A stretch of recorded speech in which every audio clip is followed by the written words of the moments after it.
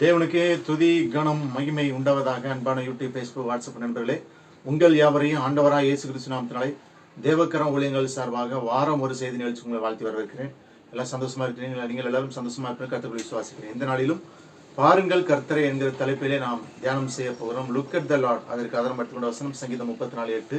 கர்த்தர் நல்லவர் என்பதை ருசித்து பாருங்கள். கர்த்தர் நல்லவர் என்பதை ருசித்து பாருங்கள். பிரியமானவர்களே, oh taste and see the Lord is good. பிரியமானவர்களே, கர்த்தர் நல்லவர் என்பதை ருசித்து பார்க்கிறோம். ஒரு ஆப்பிள் பழம் இருந்தால் அதை சாப்பிட்டு பார்த்தா தான் அது எப்படி இருக்கு, அதனுடைய ருசி என்பது எப்படி இருக்குங்கிறது தெரியும். அதே போல கர்த்தர் நல்லவர் என்பதை நாம் ருசித்து பார்க்க வேண்டும்.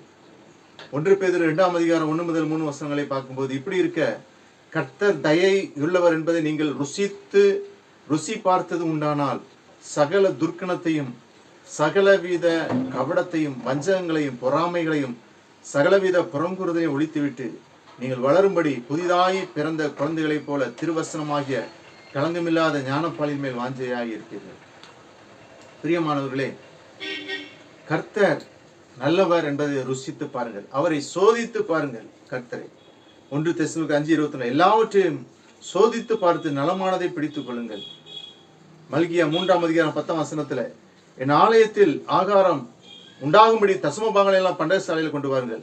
அப்பொழுது நான் வானத்தின் பலகணிகளை திறந்து இடம் கொள்ளாமல் போக மட்டும் உங்கள் மேல் ஆசீர்வாதத்தை வரிசிக்க மாட்டோனோ என்று அதனால் என்னை சோதித்து பாருங்கள் என்று சேனையில் கர்த்தர் சொல்றார்.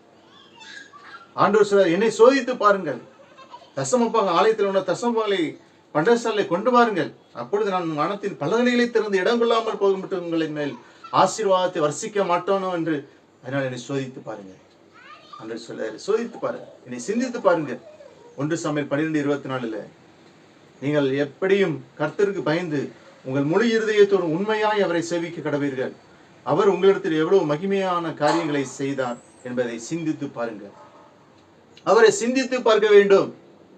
நம்முடைய சிந்தனையிலே அவரை பற்றியே நாம் சிந்தித்துக் கொண்டிருக்க வேண்டும். இந்த உலகமான காரியத்தை சிந்திக்க கூடாது. எரேமியா 2:31 சந்ததியாரை நீங்கள் கர்த்தருடைய வார்த்தையை சிந்தித்து பாருங்கள். அவருடைய வார்த்தையை சிந்திங்க, ஆண்டவரை சிந்திங்க. வேற எந்த சிந்தனையில வேற எதையும் நம்ம வைக்கக்கூடாது. ஆகாய் 1:5 இப்போதும் சேனையில் கர்த்தர் சொல்கிறார், உங்கள் வழிகளை சிந்தித்து பாருங்கள். ஆகாய் 2:18 இப்போதும் இதற்கு முந்தின காலத்தில் நடந்த உங்கள் மனதிலே சிந்தித்து பாருங்கள். ஆண்டவரை சிந்தித்து பார்க்கணும். அவருடைய வசனத்தை சிந்தித்து பார்க்கணும். நம்முடைய வழிகளை சிந்தித்து பார்க்கணும். நம்முடைய வழிகள் எப்படி இருக்கிறது? கோணலான வழிகளில் நடக்கிறோமா? யோசித்து பாருங்க. விசாரித்து பாருங்கள். ஆண்டவரை விசாரித்து பாருங்கள். உபாகமம் 4:34 அல்லது உங்கள் தேவனாகிய கர்த்தர் எகிப்திலே உங்கள் கண்களுக்கு முன்பாக உங்களுக்கு செய்தபடியெல்லாம் தேவன் அந்நிய ஜாதிகளின் நடுவில் இருந்து ஒரு ஜனத்தை சோதனைகளினாலும் அடையாளங்களினாலும் அற்புதங்களினாலும் யுத்தத்தினாலும் வல்லமையுள்ள கரத்தினாலும் ஓங்கிய பயத்தினாலும் மகா பயங்கரமான செயல்களினாலும் தமக்கு என்று தெரிந்து கொள்ள வகைப்படினது என்று நீ விசாரித்து பார். ஆண்டவரை விசாரித்து பார். ஆண்டவர் நம்மை விசாரிக்கிறார்.